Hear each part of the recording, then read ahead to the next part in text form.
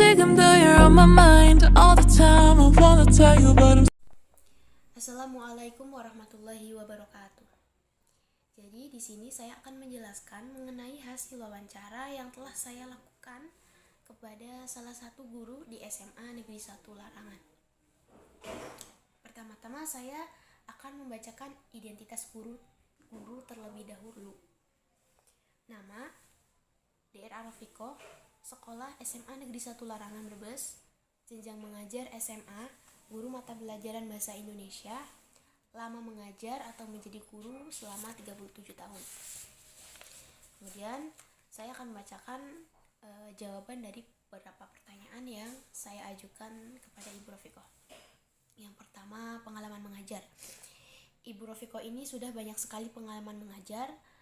Jadi beliau sudah mengajar sejak masih kuliah semester 3. Kemudian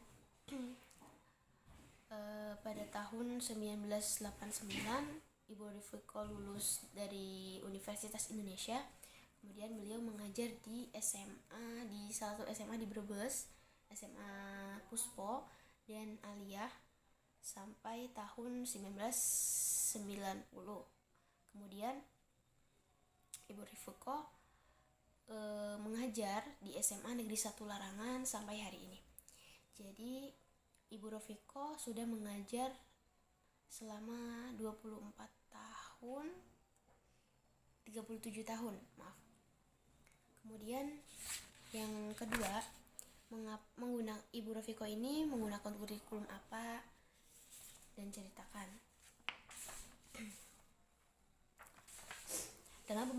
Dalam pembelajaran bahasa Indonesia, Bu Rofiko masih menggunakan kurikulum 2013.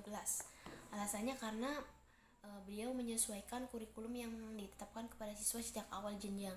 Jadi kelas 12 tahun ajaran 2022-2023 ini sejak awal masuk SMA sudah menggunakan kurikulum 2013. Jadi dari pihak sekolah juga sudah menetapkan atau mewajibkan kelas 12 untuk menggunakan kurikulum merdeka. Selanjutnya yang ketiga, kendala selama menjadi guru. Kendala Bu Rofiko selama menjadi guru bahasa Indonesia adalah sulitnya meningkatkan minat baca siswa. Sebagai guru bahasa Indonesia, Bu Rofiko merasa bahwa beliau memiliki kewajiban untuk memotivasi siswa agar mempunyai minat baca yang tinggi, karena minat baca siswa pada mata pelajaran bahasa Indonesia sangat penting. Sebagian besar siswa menganggap bahwa mata pelajaran bahasa Indonesia itu mata pelajaran yang membosankan. Jadi sudah menjadi PR bagi guru bahasa Indonesia. Bagaimana caranya meningkatkan motivasi belajar dan meningkatkan minat baca siswa. Kemudian yang keempat, hal yang paling disukai saat menjadi guru.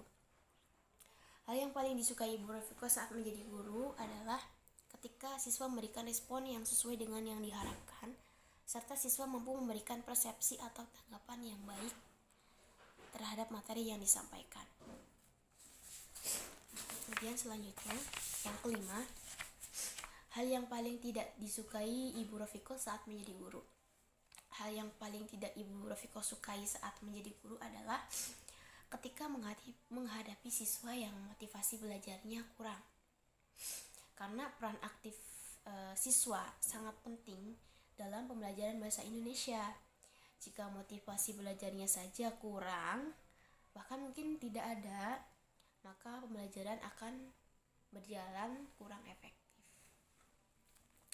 Kemudian selanjutnya, pernah menggunakan model pembelajaran apa? Bu Rofiko ini sementara ini masih belum menggunakan model pembelajaran karena beliau masih mempelajarinya. Karena Bu Rofiko ini termasuk guru angkatan dulu ya. Jadi mungkin masih mengadaptasi bagaimana model pembelajaran itu diterapkan di kelas, masih mencari informasi juga. Jadi meskipun Ibu Rofiko ini tidak menggunakan model pembelajaran di dalam pembelajaran bahasa Indonesia, tetapi Ibu Rofiko menerapkan beberapa metode pembelajaran yang mungkin menarik bagi siswa, yaitu biasanya Bu Rafiko menggunakan metode diskusi secara kelompok yang sering beliau terapkan. Beliau juga mengusahakan bagaimana siswa bisa menerima materi yang ia sampaikan dengan baik. Kemudian yang ketujuh, ceritakan model tersebut dan bagaimana perbedaan ketika diterapkan. Karena Ibu Rafiko belum pernah menggunakan model pembelajaran, maka beliau menjelaskan mengenai metode yang digunakan dalam pembelajaran, yaitu metode diskusi dan ceramah. Ibu Rafiko ini lebih sering menggunakan metode diskusi karena menurut beliau metode diskusi ini lebih efektif daripada metode ceramah dan tugas.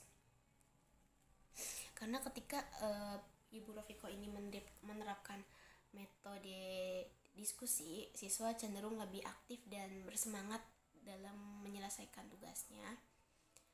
Sedangkan berbeda ketika Ibu Rafiko menerapkan metode ceramah, siswa justru cenderung lebih mengobrol sendiri, tidur di dalam kelas, dan tidak mendengarkan apa yang disampaikan Ibu Rafiko. Kemudian harapan ke depan untuk para calon guru yang ke-8 ya. Jadi Ibu Rafiko ini berharap agar calon guru di masa depan dapat meningkatkan penguasaan terhadap materi ajar dan juga memperluas metode, model, strategi pembelajaran agar lebih seragam gitu. Jadi tidak itu saja, mungkin agar siswa lebih bersemangat dalam belajar. Serta juga pentingnya penguasaan IT sebagai tuntutan perkembangan zaman. Kemudian yang terakhir, harapan Ibu Rafiko untuk pemangku kebijakan terkait dengan pendidikan. Jadi harapan Ibu Rafiko untuk pemangku kebijakan terkait pendidikan adalah adanya peningkatan pendanaan untuk memaksimalkan sistem pendidikan di Indonesia. Bu Rafiko juga berharap adanya tambahan pengalaman bagi guru melalui kegiatan tertentu, misalnya seperti BIMTEK, IHT, dan lain-lain, agar memberikan mereka pengalaman praktis selain memiliki ijazah formal. Seperti itu, mungkin itu saja yang bisa saya sampaikan. Kurang lebihnya mohon maaf. Wassalamualaikum warahmatullahi wabarakatuh.